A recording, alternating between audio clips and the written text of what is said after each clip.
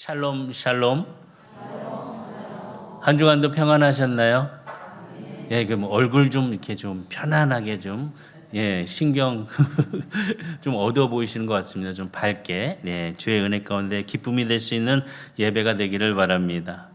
지금 창세기를 통해서 하나님께서 아브라함을 믿음으로 이끌어 가시는 것을 볼 수 있습니다. 오늘 우리의 삶도 마찬가지 하나님께서 믿음으로 이끌어 주심에 우리가 이 자리에서 하나님을 예배하고 또 하나님을 바라보며 소망을 꿈을 꿀 수 있는 은혜가 있는 줄 믿습니다. 그런데 아브라함을 통해서 주신 말씀을 통해서 보게 되면은 지금 17장까지 와 있는데 17장까지 가게 됨을 통해서 13년 동안 하나님께서는 아브라함에게 침묵하셨습니다. 무엇보다 아브라함이 인간적인 방법과 계획을 통하여서 아이를 얻으려고 했던 그 마음, 그 결과로 인하여서 전능하신 하나님께서는 아브라함과 대화를 하지 않으셨습니다. 침묵하셨다는 것입니다. 어떻게 보면 하나님께서 언약을 세워주시고 그 언약을 지키고 나가야 된 아브라함이 그 언약을 지키지 못하고 조급함에 의해서 자신의 육신의 힘을 통하여서 얻을 수 있는 방법을 세웠음에 하나님은 아브라함에게 침묵하셨다는 것입니다. 저도 이렇게 학창 시절을 지나고 또 사춘기 시절을 이렇게 지날 때 제일 좀 마음이 두렵고 떨릴 때가 언제냐라고 생각해 보니까 저희 아버지가 저에게 아무 말도 하지 않을 때 그때가 제일 두렵고 떨렸을 때인 것 같습니다. 아버지가 무슨 말씀이라도 해주셔야 되는데 뭐라도 혼내줘야지 내 마음이 편할 텐데 그렇지 않고 가만히 계실 때 정말 별 두려움이 저에게 가득 찼습니다. 아마 아브라함이 이런 마음이 아니었을까라는 생각을 살짝 비춰 봅니다. 하나님께서 아브라함 생애 13년 동안 침묵하시고 난 다음에 그에게 나타나셔서 아브라함 생애에 처음으로 자신을 전능한 하나님이라고 말씀하십니다. 이 전능한 하나님이라는 말씀을 히브리어로 보게 되면 엘샤다이라고 이야기를 합니다. 엘은 하나님 또는 전능자를 이야기하고 사다이는 능력을 주는 자라는 뜻이 있습니다. 그러니까 엘샤다이, 다시 얘기하면 전능하신 하나님이라는 이름을 부르고 있다는 것입니다. 왜 전능하신 하나님이라 부르냐? 모든 것을 충족시켜 주시고 모든 필요를 채워 주시고 모든 열매를 맺게 해 주신 하나님의 그 전능하신 하나님의 이름을 통하여서 불러 주셨다는 것입니다. 말 그대로 전능하신 하나님은 우리의 필요를 채워주십니다. 그리고 우리의 길을 인도해 주십니다. 우리와 함께 해 주십니다. 전능하신 하나님의 이름을 부름을 통하여서 우리 성도들의 마음이 새롭게 시작할 수 있는 소망이 있기를 주의는 축복합니다. 하나님은 아브라함에게 나타나서 놀란 약속, 축복의 언약을 맺으셨습니다. 그 언약에 있어서 세 가지의 조건이 있는데 세 가지의 의미를 한번 보게 되면 첫 번째는 무조건적인 축복의 언약이었다는 것입니다. 아브라함이 하나님을 만날 때 그때 비로소 하나님께서는 복을 말씀으로 들려주기 시작하셨습니다. 바로 그 순간 아브라함이 하나님을 만날 때 오늘 이 시간 주님을 만나서 주의 축복의 말씀을 듣는 귀한 시간이 되기를 주의로 축복합니다. 하나님은 아브라함에게 언약을 세워주셨습니다. 그것도 축복의 언약이었습니다. 일방적으로 무조건적으로 맺으신 그 언약이 축복이었다는 것입니다. 창세기 17장 2절의 말씀 보면 내가 내 언약을 나와 너 사이에 두어 너를 크게 번성케 하리라. 언약을 나와 하나님 사이에 두어서 크게 번성케 해주신다고 말씀하십니다. 또한 6절과 8절 17장 6절과 8절의 말씀 보면 내가 너로 심히 번성하게 하리니 내가 내게서 민족들이 나게 하며 왕들이 내게로부터 나오리라. 내가 내 언약을 나와 너 및 내 대대 후손 사이에 세워서 영원한 언약을 삼고 너와 내 후손의 하나님이 되리라. 내가 너와 내 후손에게 내가 거류하는 이 땅 곧 가나안 온 땅을 주어 영원한 기업이 되게 하고 나는 그들의 하나님이 되리라. 또 19절의 말씀 보면은 하나님이 이르시되 아니라 내 아내 사라가 내게 아들을 낳으리니 너는 그 이름을 이삭이라 하라. 내가 그와 내 언약을 세우리니 그의 후손에게 영원한 언약이 되리라. 하나님이 무조건적으로 일방적으로 언약을 세우시는 모습을 볼 수 있습니다. 그리고 17장 21절의 말씀 보면 내 언약은 내가 내년에 이 시기에 사라가 내게 낳을 이삭과 세우리라. 분명히 나이는 노쇠하였고 생수의 경류는 끊겼습니다. 그런데 하나님께서는 이때에 너에게 생명을 주리라 라고 하면서 아들을 주겠다라고 말씀합니다.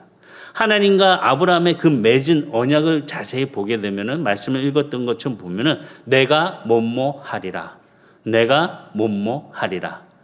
전능하신 하나님께서 뭐뭐 하시리라 라고 말씀하는 것을 볼 수 있습니다. 아브라함과 사라가 이루어했던 그것을 이제는 아니야. 내가 이루어주겠다라고 말씀하고 있다는 것입니다. 아브라함과 사라가 두 손을 놓았을 때, 두 손을 높이 들었을 때 그때 하나님께서 일하기 시작하신다는 것입니다. 하나님의 일은 하나님이 하셔야 합니다. 우리의 계획과 우리의 생각의 방법으로 이루어지는 것이 하나님의 일이 아닙니다. 하나님이 하시는 일이 바로 하나님께서 하시는 것입니다. 하나님이 일하도록 우리는 모든 기회를 드릴 수 있도록 두 손을 높이 들어야 한다는 것입니다. 그렇지 아니하면 하나님께 우리는 모든 일을 맡길 수가 없습니다. 맡긴다는 것은 모든 것을 내어놓고 드려야 하는 것입니다. 그렇지 아니하면은 진정한 은혜의 마음의 평안을 누릴 수 없습니다. 아브라함과 사라가 이제는 모든 것이 끝났습니다. 우리의 육신의 힘으로 육신의 길은 상황으로 아이를 가질 수 없습니다. 이제는 모든 것이 끝이 난 것 같습니다. 라고 두 손을 들었을 때 그때 하나님께서 일하실 수 있는 기회가 되었다는 것입니다. 두 번째는 뭐냐? 번영을 약속하셨다는 것입니다. 하나님은 아브라함을 번성케 하시겠다고 언약에 계속 말씀하셨습니다. 자녀의 수를 셀 수 없게 만들고 번성케 하시겠다고 약속하셨습니다. 나라들이 쫓아 일어나고 열왕들이 쫓아 일어난다고 말씀하셨습니다. 하나님은 아브라함이 창대케 되는 것을 기뻐하시면서 그 말씀의 언약으로 아브라함에게 주셨습니다. 창대케 되는 복. 무엇보다도 하나님께서 주신 그 아브라함의 복이 오늘 이 시간에 하나님의 말씀을 듣고 있는 우리 성도들에게도 같은 복의 은혜가 임하기를 주의를 축복합니다. 갈라디아서 3장 9절의 말씀 보니까 그러므로 믿음으로 말미암는 자는 믿음이 있는 아브라함과 함께 복을 받느니라. 믿음으로 말미암아 믿음이 있는 자는 아브라함과 함께 복을 받는다고 하셨습니다. 오늘 말씀 안에서 주님의 그 크신 은혜를 뜻을 따라서 믿음 안에서 바라보는 은혜가 우리 성도들에게 주신 그 기쁨이 아브라함에게 허락하셨던 그 축복을 누려갈 수 있는 우리 성도들이 다 되기를 주의로 축복합니다. 하나님께서는 번영케 하시겠다는 약속을 분명히 해 주셨습니다. 그렇기 때문에 우리는 꿈을 꿔야 합니다. 창대케 되는 꿈을 꿔야 합니다. 꿈을 통하여서 이루어갈 수 있는 하나님의 자녀가 되시기를 주의를 축복합니다. 세 번째는 어떤 언약이냐? 모든 것이 되어 주시겠다는 겁니다. 하나님께서 모든 것이 되어 주시겠다는 언약을 아브라함과 맺으셨습니다. 창세기 17장 8절에 보면 내가 너와 내 후손에게 내 거류하는 이 땅, 곧 가나안 온 땅을 주어 영원한 기업이 되게 하고 나는 그들의 하나님이 되리라. 전능하신 하나님께서 말씀하시기를 나는 그들의 하나님이 되리라 라고 말씀하시는 그 은혜를 볼 때에 그 말씀 안에 그 하나님은 부족함이 없게 해주신 하나님의 은혜가 함께 축복으로 주어주시겠다는 말씀입니다. 그렇기 때문에 우리가 붙잡아야 될 것을 붙잡고 붙잡지 말아야 될 것은 놓을 수 있는 마음의 결단이 분명하게 분별할 수 있는 지혜가 있어야 하는 것입니다. 하나님을 붙잡지 않으면 우리는 실패자가 될 수밖에 없습니다. 오늘 이 시간에 하나님을 붙잡음을 통해서 전능하신 하나님의 은혜 속에 성공할 수 있는 승리자가 되시기를 주의로 축복합니다. 바로 이 말씀을 언약으로 아브라함과 언약을 세워 주셨습니다. 오늘 이 자리에 있는 모든 성도들의 그 마음속에 하나님의 말씀의 언약이 함께 이루어짐을 통하여 그 전능하신 하나님의 그 크신 은혜가 임하는 축복이 되기를 바랍니다. 그런데 아브라함은 하나님의 축복의 언약 가운데 그 명령을 지켜가는 모습을 우리에게 보여주는데 세 가지를 말씀하고 있습니다. 하나님께서 분명히 세 가지를 지켜라 라고 말씀합니다. 그 명령은 무엇이냐? 바로 하나님의 임재 앞에서 생활하라는 것입니다. 본문 17장 1절에 보면 아브라함이 99세 때 여호와께서 아브라함에게 나타나서 그에게 이르시되 나는 전능한 하나님이라 너는 내 앞에서 행하여 완전하라 라고 말씀합니다. 하나님께서 아브라함에게 말씀하시기를 내 앞에서 행하라 라고 말씀합니다. 이 말씀은 아브라함에게 뿐만이 아니라 우리에게도 주시는 말씀입니다. 우리는 하나님 앞에서 어떻게 행하고 있습니까? 어떤 마음을 갖고 계십니까? 어떠한 생각을 하고 하십니까? 하나님 앞에서 행한다는 사실, 그것조차는 바로 의식하면서 삶을 살아가는 모습을 보여줍니다. 하나님을 의식하며 살아가는 사람에게는 자유로움이 있습니다. 하나님이 우리를 감찰하시는 그 마음 속에 우리는 자유로움을 누려가며 그 말씀 안에서 행하는 복된 자가 될 수 있다는 것입니다. 아무도 보이지 않는 곳에서 스스로의 그런 행동들, 스스로의 그런 말들, 그런 모습들을 보면은 진정 자기를 알 수 있습니다. 우리는 무슨 일을 하든지 무슨 일이 있든지 우리는 하나님이 나를 통해서 일하신다는 사실을 기억하고 하나님 앞에서 생활할 수 있는 성도들이 되기를 주의로 축복합니다. 베드로전서 4장 11절에 보면 만일 누가 말하려면 하나님의 말씀을 하는 것 같이 하고 누가 봉사하려면 하나님이 공급하시는 힘으로 하는 것 같이 하라. 이는 범사에 예수 그리스도로 말미암아 하나님이 영광을 받으시게 하려 함이니 그에게 영광과 권능이 세세 무궁하도록 있으리라. 아멘. 하나님 말씀 안에서 하나님께서 주신 은혜를 통하여 하나님께서 함께해 주심을 나타낼 수 있는 우리 성도들이 다 되기를 주의로 축복합니다. 다시 얘기하면 하나님의 임재 앞에서 살아가는 성도들이 되기를 바라겠습니다. 하나님이 함께해 주십니다. 하나님의 은혜가 있는 곳에 귀한 기쁨의 즐거움이 또 함께함을 나타낼 수 있는 우리 성도들이 되기를 주의로 축복합니다. 하나님 앞에 완전하라 라는 것은 다른 말씀이 아닙니다. 하나님을 의지하며 살아가라 라는 뜻입니다. 인간적인 방법으로 하나님의 일을 이루려고 하지 말라는 것입니다. 그렇게 했다가는 이스마엘을 얻을 수밖에 없다는 것입니다. 하나님을 의뢰하고 성실하게 살아갈 때 하나님의 그 약속에 이삭을 누려 복된 것처럼 우리 성도들에게도 그 약속을 바라보면서 나아가는 믿음의 성도들이 다 되시기를 주의로 축복합니다. 두 번째 명령은 뭐냐? 믿음의 언어를 사용하라는 것입니다.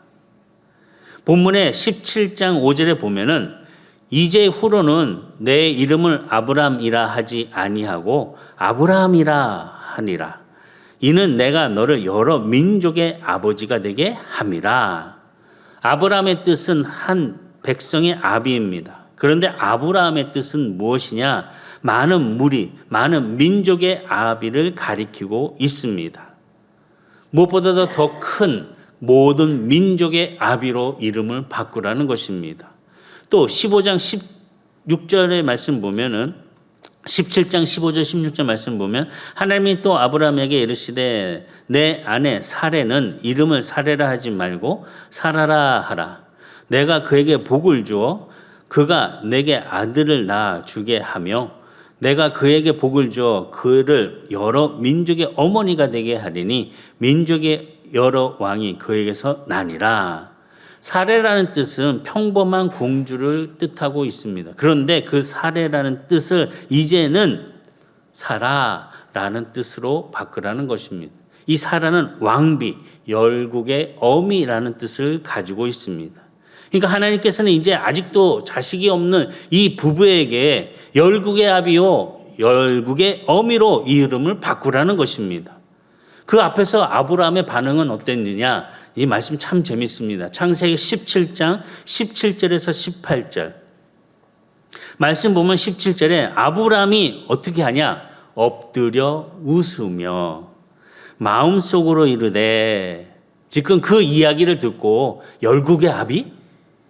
열국의 어미? 우리가 자식이 없는데? 그러면서 엎드려서 뭐하고 있냐? 웃고 있습니다. 하나님, 설마요, 제가 아이를 이제는 다 끝났는데 사라가 아니요, 이제는 끝났습니다 라고 생각하는 그 마음속에 웃음을 내비추고 있다는 것입니다. 말씀 보면 17절의 말씀 보면 아브라함이 엎드려 웃으며 마음속으로 이르되 100세 된 사람이 어찌 자식을 낳을까?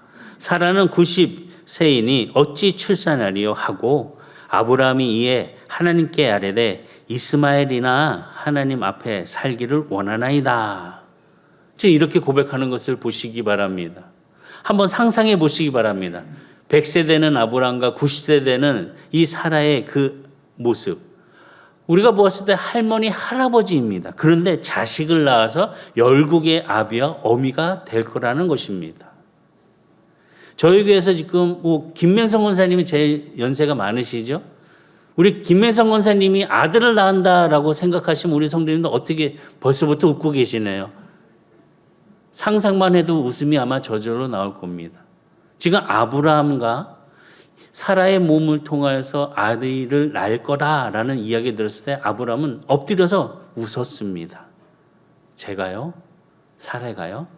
저도 상상만 해도 저희 어머니 아버님이 아이를 낳는다 그러면 이걸 어떻게 해야 되지? 웃음이 아마 크게 나올지 모르겠습니다. 이 보면 아브라함이 하나님 앞에서 아브라함이 엎드려서 속마음으로 웃으면서 하나님 정말 농담도 지나치십니다.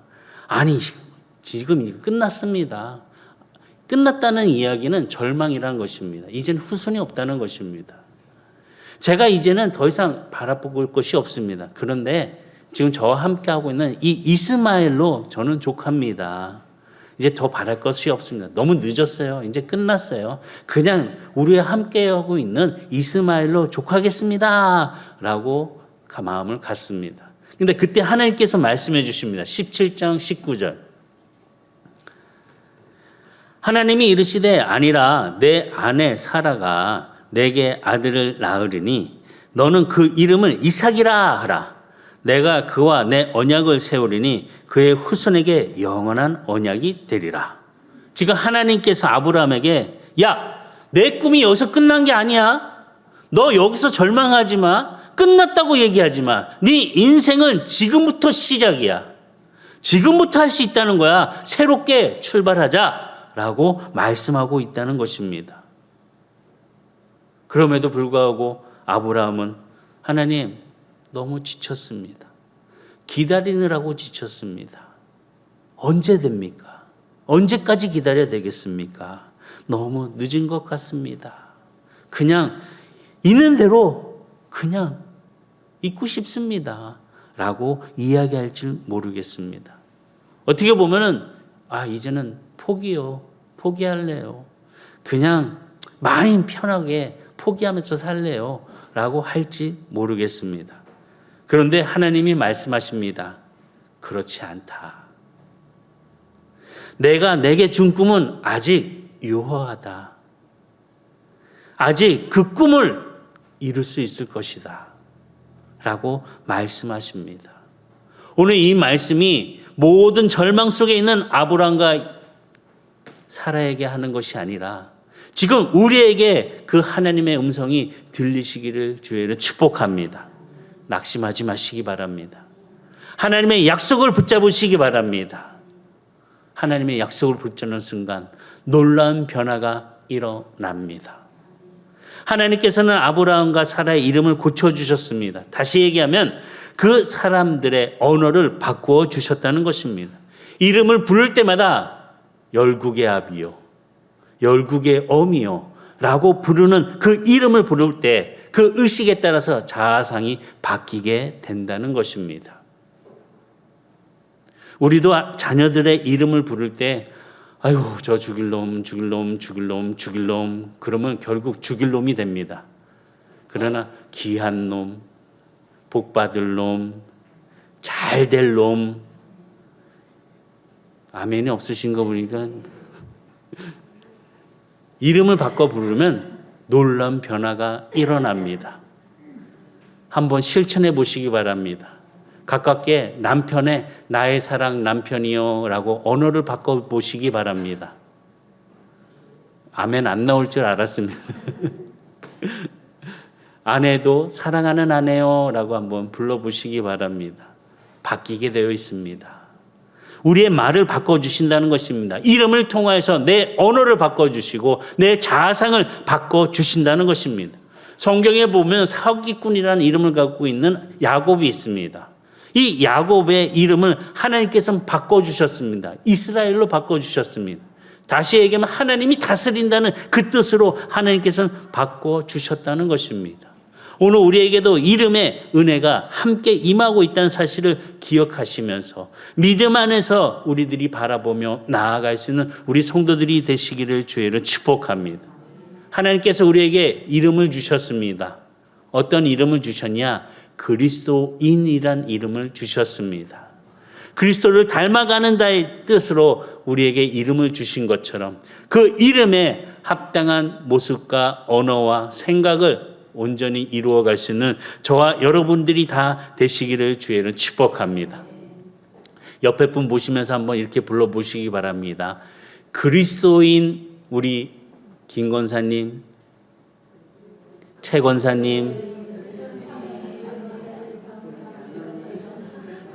좀 뭔가 이렇게 어색하신가요?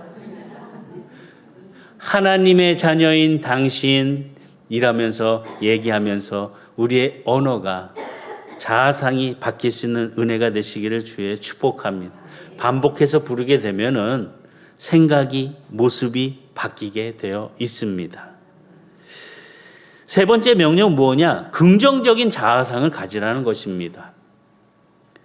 지금 창세기 17장 10절과 14절의 말씀 보면은 중요한 명령을 하시는데 어떤 명령을 하시냐? 할례를 받으라는 겁니다. 10절의 말씀 보면 너희 중 남자는 다 할례를 받으라. 이것이 나와 너희와 너희 후손 사이에 지킬 내 언약이니라. 너희는 포피를 베어라. 이것이 나와 너희 사이의 언약의 표징이니라. 너희의 대대로 모든 남자는 집에서 난 자와 또는 너희 자손이 아니라 이방 사람에게서 돈으로 산 자를 막론하고 난 지 8일 만에 할례를 받을 것이라. 너희 집에서 난 자든지 너희 돈으로 산 자든지 할례를 받아야 하리니 이에 내 언약이 너희 살에 있어 영원한 언약이 되려니와 할례를 받지 아니한 남자 곧 그 포피를 베지 아니한 자는 백성 중에서 끊어지리니 그가 내 언약을 배반하였음이라. 지금 뭐냐? 자아상을 갖기 위한 모습으로 하나님께서는 이스라엘 백성들에게 특별히 아브라함에게 뭐라고 명령하셨냐? 할례를 하라고 명령하십니다. 하나님께서 이 할례, 다시 얘기하면 포피를 베라는 것입니다. 할례는 무슨 의미가 있냐? 바로 이스라엘 민족이 하나님의 것이란 표식입니다. 소유지를 표시하는 것처럼 말의 몸에다가 달군 그런 달군 도장을 찍는 것처럼 나의 주인이신 하나님이 바로 우리의 하나님이시다라는 구별됨의 모습의 할례를 행했다는 것입니다. 이 할례를 행했다는 것은 자랑스러운 것이 아니라 하나님의 이스라엘 백성으로서의 구별된 모습을 갖고 살아가도록 말씀하신 것입니다. 다시 얘기하면 성결한 삶을 갖는 자가 돼야 한다는 것입니다. 그래서 육신의 표식으로 만들어 주셨다는 것입니다. 육신의 표식으로 만들어 주셨다는 것은 뭐냐? 삶의 태도를 이야기합니다. 삶의 태도가 하나님의 자녀답게 그리스도인답게 이름이 불려지며 그 뜻을 갖고 자아상을 갖는 자가 돼야 한다는 것입니다. 하나님이 이 모든 건 육신의 할례를 통하여서 구별된 삶을 살아가라고 하셨는데 이 말씀 안에서 우리가 지켜야 될 것은 모두가 마음의 할례가 함께 임하는 구별된 삶이 있어야 한다는 것입니다. 신명기 30장 6절에 보면 내 하나님 여호와께서 내 마음과 내 자손의 마음에 할례를 베푸사 너로 마음을 다하여 뜻을 다하여 내 하나님 여호와를 사랑하게 하사 너로 생명을 얻게 하실 것이며 지금 신명기의 말씀 보면 마음의 할례를 이야기하고 있습니다. 다시 얘기하면 오늘날 얘기하면 세례와 같습니다. 나는 하나님의 자녀입니다 라는 예식을 통하여서 이제는 더 이상 세상에 있는 자가 아닌 하나님과 함께하는 하나님의 자녀라는 그런 의식이 있는 거라는 겁니다. 우리가 정말 하나님의 자녀로서 부르심을 받은 그 삶을 살아갈 수 있는 그런 표식 속에 하나님의 그 은혜를 구하면서 성도의 자아성을 지켜갈 수 있는 우리 성도들이 다 되기를 주의로 축복합니다. 하나님의 자녀로 구별된 삶이 있어야 하는 것입니다. 똑같아서는 안 됩니다. 하나님의 자녀로서 그리스도의 이름을 얻은 우리가 새롭게 하나님의 그 은혜의 사랑으로 하나님의 자녀됨을 나타내면서 이제는 더욱더 그 크신 은혜, 평안함의 은혜가 나타날 수 있는 축복의 우리 성도들이 다 되시기를 주의로 축복합니다. 그런데 지금 이 말씀을 아브라함에게 하셨을 때 그의 아브라함의 나이가 99세였습니다. 99세에 포피를 베라는 거 이거 정말 고통스럽고 아픈 일입니다. 그런데 아브라함은 순종을 합니다. 이 순종하는 모습 속에서 우리가 깨달아야 되는 것은 죽음을 통과하는 것 같은 아브라함의 그 죽음, 다시 얘기하면 그 죽음을 통하여서 새롭게 태어남을 엄밀하게 말하고 있습니다. 무엇을 얘기하냐? 부정적인 것들. 제가요? 제 아내 사례가요? 하나님의 말씀을 듣고 낄낄낄 속으로 웃었던 그 부정적인 마음, 불가능했던 자아상, 할 수 없다고 생각했던 것들, 이것을 이제는 바꾸라는 것입니다. 그 고통의 죽음을 통해서 긍정적인 자아로 하나님의 사람으로 새롭게 태어나라는 것입니다. 무엇보다 하나님의 그 은혜 속에 우리 성도들이 믿음 안에 그 말씀을 가지고 새롭게 일어나는 귀한 성도들이 되시기를 주의는 축복합니다. 예수 안에 거하시기 바라겠습니다. 예수 안에 거함은 새로운 피조물이 됩니다. 고린도후서 5장 17절에 그런즉 누구든지 그리스도 안에 있으면 새로운 피조물이라 이전 것은 지나갔으니 보라 새 것이 되었도다 하신 그 말씀 속에 새롭게 일어나는 새로운 이름으로 새로운 언어로 아브라함과 같은 변화를 누려 축복을 함께 창조해 갈 수 있는 우리 성도들이 다 되시기를 주의는 축복합니다. 믿음의 언어를 소유하시기를 바라겠습니다. 믿음의 언어라는 것은 바라는 것을 입술로 고백하는 것입니다. 눈에 보이는 것이 없고 귀에 들리는 것이 없고 손에 잡히는 것이 없어도 믿음으로 소원하고 고백하는 자들에게 이미 이루어진 것처럼 함께 구하며 선포할 수 있는 성도들이 되기를 주의는 축복합니다. 안 된다. 부정적인 것, 힘들어, 낙심하는 그런 마음 다 떨쳐버리시고 언어를 바꿀 수 있는 우리 성도들이 되기를 바랍니다. 요엘 3장 10절에 보면 너는 보습을 쳐서 칼을 만들지어다. 낫을 쳐서 창을 만들지어다. 약한 자도 이르기를 나는 강하다 할지어다. 나는 강하다 할지어다 라고 할 수 있는 입술의 고백이 되시기를 주의를 축복합니다. 믿음으로 선포하시기를 바랍니다. 마가복음 11장 23절 다 같이 한번 보겠습니다. 마가복음 11장 23절 시작.